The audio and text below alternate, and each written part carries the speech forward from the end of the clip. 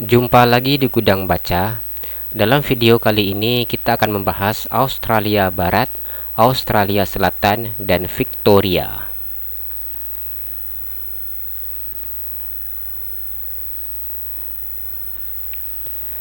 Australia Barat.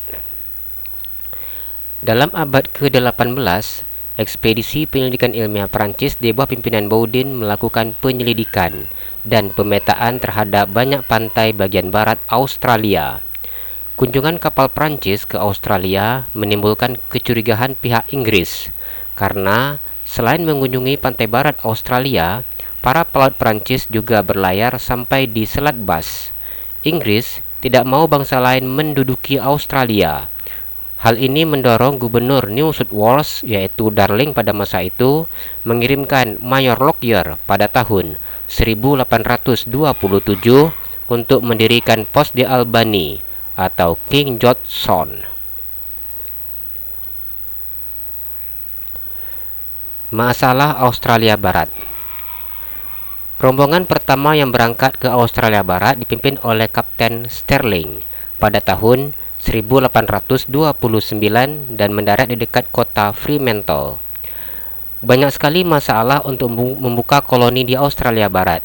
Di antaranya masalah yang dihadapi adalah keterbatasan tanah yang baik, kebijakan yang keliru dalam hal pembagian tanah, kekurangan tenaga pekerja, sikap imigran yang datang bukan untuk menjadi petani atau peternak, tetapi lebih suka menjadi spekulan.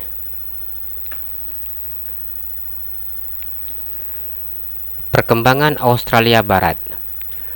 Pada tahun 1848, Sir Charles Fitzgerald membuat rencana baru untuk mengatasi kekurangan tenaga kerja dengan kemungkinan menerima narapidana untuk masuk ke Australia Barat. Pada tahun 1850, dikirimlah rombongan pertama narapidana di Australia Barat. Pada tahun 1867, dibangun telegraf yang menghubungkan Perth dengan Adelaide di Australia Barat. Pada tahun 1871, dibangun jalan kereta api di Australia Barat. Pada tahun 1890, Australia Barat berhasil memisahkan diri dari New South Wales berdasarkan Australian Colonies Government Acts. Dan kemudian pada tahun 1892 ditemukanlah pertambangan di Australia Barat, yaitu ditemukannya tambang emas di Coolgardie dan juga di daerah Coolgardie.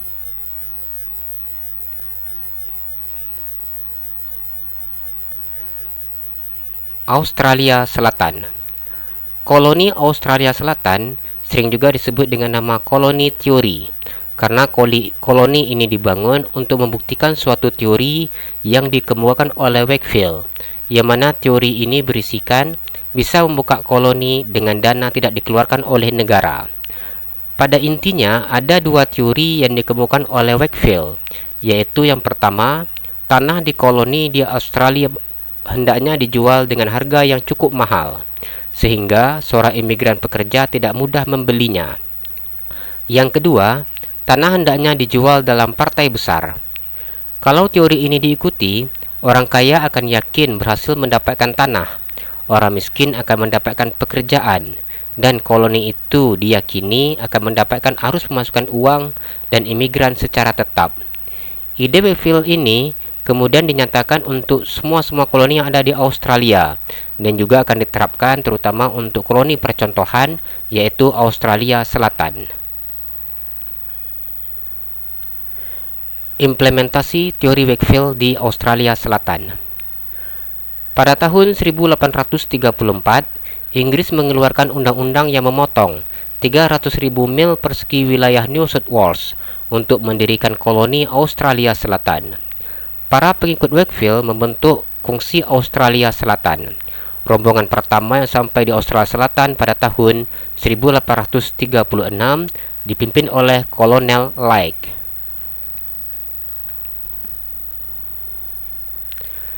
Masalah yang dihadapi oleh Gawler. Gubernur pertama untuk koloni Australia Selatan adalah Kapten Hindmarsh. Gubernur keduanya adalah Kolonel Gawler. Pada masa Gawler berkuasalah baru dibangun secara serius Australia Selatan. Ada beberapa masalah yang dihadapi oleh Gawler, yaitu uang tidak ada, pekerjaan untuk buruh tidak ada, tanah yang diolah sangat sedikit, biri-biri dan ternak lainnya hanya beberapa, dan kemudian terakhir adalah para pejabat tidak dibayar. Usaha Gawler. Ada 4 usaha yang dilakukan oleh Gawler, yaitu yang pertama, mengatur para pekerja untuk melakukan pekerjaan umum. Yang kedua, membangun jalan. Yang ketiga, membangun jembatan. Dan yang keempat, membangun dermaga.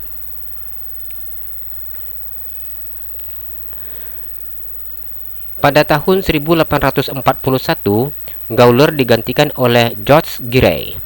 Pada masa Grey ditemukan tambang tembaga di Kapunda, yaitu pada tahun 1842.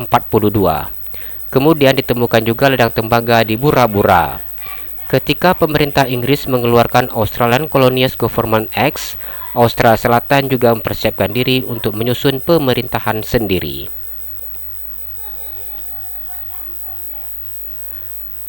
Victoria. Pada tahun 1803, Letnan Kolonel David Collins ditugaskan memimpin sekelompok narapidana dan militer untuk membentuk pemukiman baru di Soreto, Teluk Port Phillips. Namun kemudian mereka meninggalkan Soreto dan pindah ke Tasmania.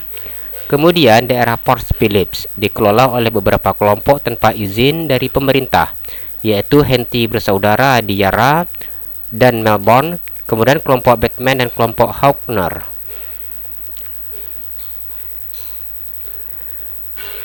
Kegagalan undang-undang pemukiman tanpa izin.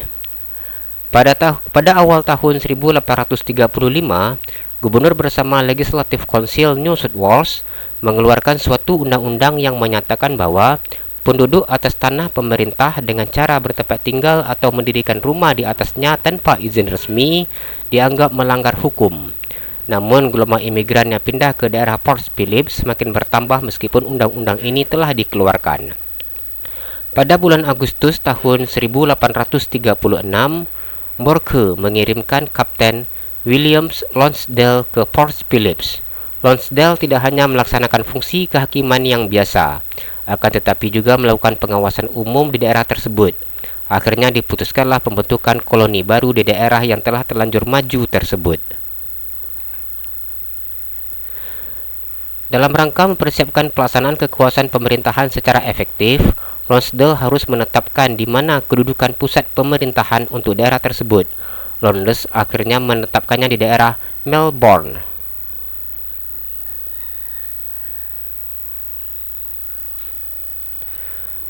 Pada tahun 1840, penduduk Port Phillips meminta kepada pemerintahan Inggris agar distrik Port Phillips dipisahkan dari New South Wales. Akhirnya dengan keluarnya Undang-Undang Australian Colonies Government Acts pada tahun 1850, distrik Port Phillips dipisahkan dari New South Wales. Namanya diubah menjadi Victoria. Secara resmi, Victoria menjadi koloni sejak tanggal 1 Juli tahun 1851.